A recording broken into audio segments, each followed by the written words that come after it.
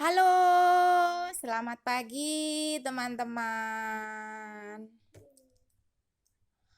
Kita kan kemarin sudah membahas perkembangbiakan pada tumbuhan secara vegetatif alami. Hari ini kita akan belajar tentang perkembangbiakan pada tumbuhan secara buatan ya, secara buatan. Nah, kan ada beberapa tanaman yang dia bisa berkembang biak secara vegetatif meski tanpa pembuahan. Tapi tanaman-tanaman lain tidak bisa teman-teman. Kalau kita nanam lewat biji lama banget. Kita mau nanam mangga pakai biji bisa 8 tahun. Tanam kelengkeng pakai biji bisa ya lama juga 10 tahun. Nah, manusia lalu menemukan cara bagaimana menyingkatnya. Ya, namanya perkembangbiakan secara vegetatif buatan. Ada berapa cara sih Kak? Sebenarnya ada banyak ya teman-teman, cuman kita bahas 3 aja. 3 ini yang umum, yang sering digunakan ya.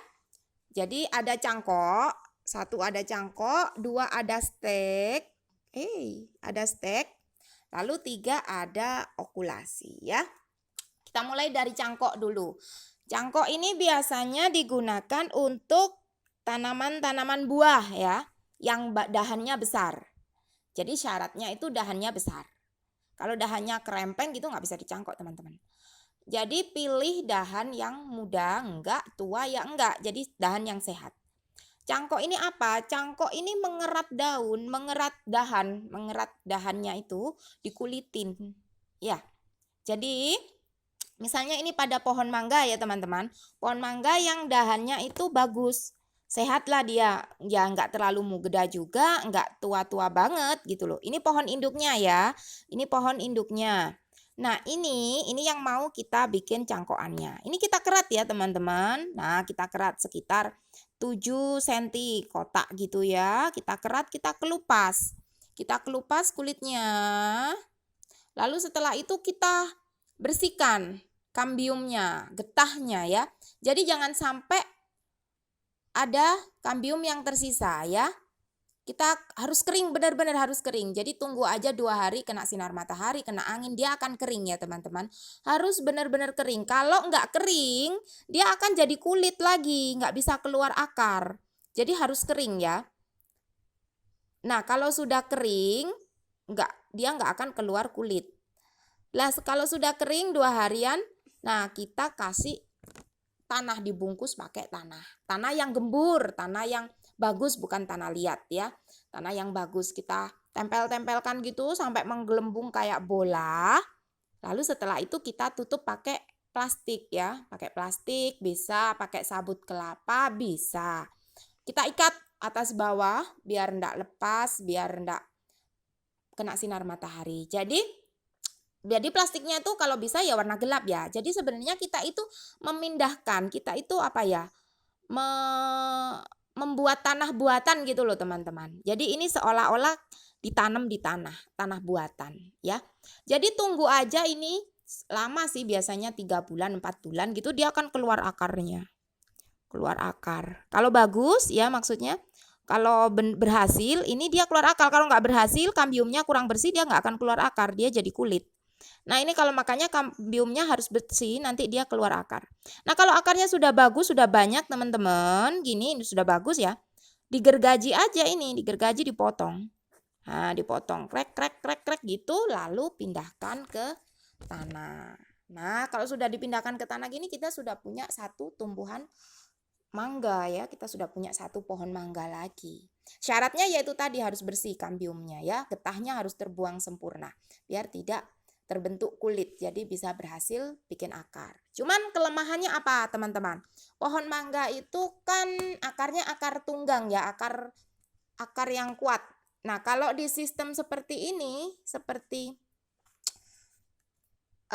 cangkok ini, dia keluarnya akar serabut. Jadi dia kalau nggak bener-bener apa ya, jadi kalau masih muda gini dikasih, kalau nanam dikasih kayak kayu-kayu penyangga gitu loh teman-teman. Kalau enggak dia cepet gampang jatuh kena angin ya. Ya sudah paham kalau tentang mencangkok. Sekarang yang kedua ya, yang kedua itu stek. Stek ini biasanya dipakai ke tanaman mawar ya. Nah, itu mudah sekali di stek. Bisa dicoba di rumah kalau di tempat sekolah ada pohon mawar yang bagus ya. Bilang sama bu guru ke pak guru, "Pak, aku mau stek ini boleh tidak?" gitu ya. Potong aja pakai pisau atau cutter yang tajam dan steril ya. Dipotong gitu, sudutnya sekitar 45 derajat. 45 derajat itu segimana sih, Kak? Jadi segini loh, ini. Ya, ini itu 45 derajat, teman-teman. Potong 45 derajat, shred gitu agak miring ya. Terus taruh di gelas yang isinya air. Jangan terlalu penuh juga airnya, sekitar segini aja. Nanti kalau terlalu penuh dia busuk. Nah, taruh di gelas isi air. Atau kalau pengen mudah ya, tancapkan ke kentang, teman-teman. Ditancapkan ke kentang yang ukurannya agak besar itu, tancapkan aja. Kenapa kok kentang, Kak? Karena kentang itu mengandung cukup air yang diperlukan tanaman stek-stekan ini ya.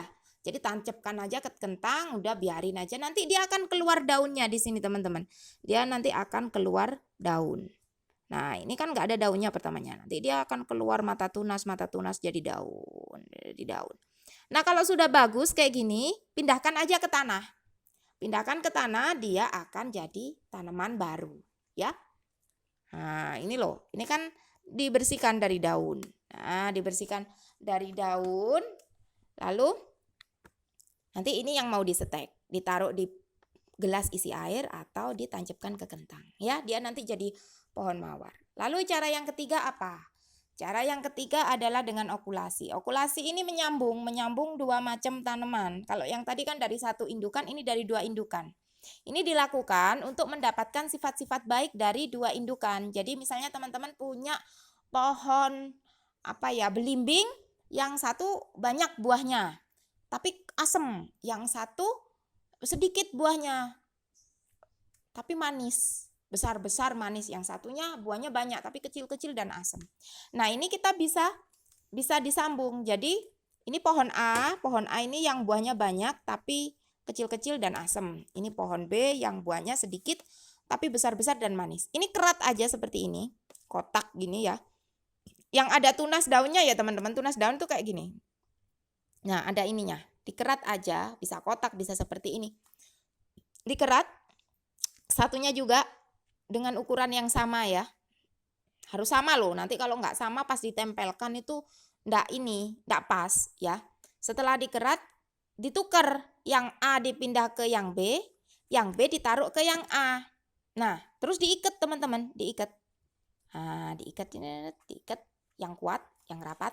Nah, karena dia ada tunas daun seperti ini, nanti dia akan keluar ranting baru, gitu, ranting baru, keluar daun, jadi panjang, jadi, nah ini nanti keluarnya gini, nah gini, ini nanti jadi daun. Nah, tumbuhan yang di sini ini teman-teman ya, tumbuhan yang di sini ini adalah tumbuhan yang bagus, yang sifat-sifatnya bagus, jadi buahnya banyak, besar, manis.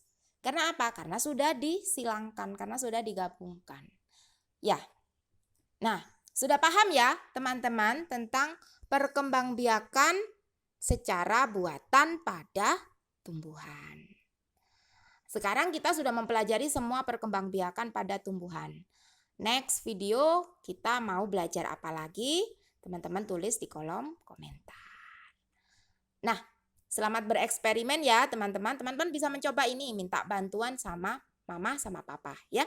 Bisa mencobanya di rumah. Selamat bereksperimen ya teman-teman. Sampai jumpa lagi.